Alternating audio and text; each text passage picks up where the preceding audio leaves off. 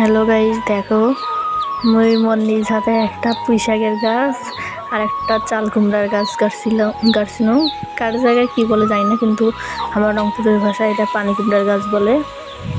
দেখো কত সুন্দর ফুল ফুটছে, মাশাআল্লাহ, অনেক কিউট দেখা যাচ্ছে ফুলগুলাকে।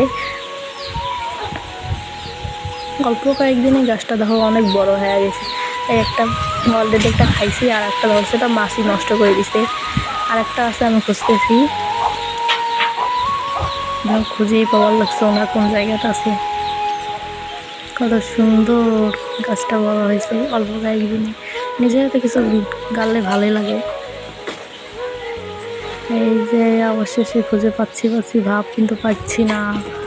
এই যে পানু, কত সুন্দর, এটা তো মাছি নষ্ট করে দিচ্ছে। আরো অনেক ছোট ছোট অনেক জালি ধরছে। তো কার কার বাসায়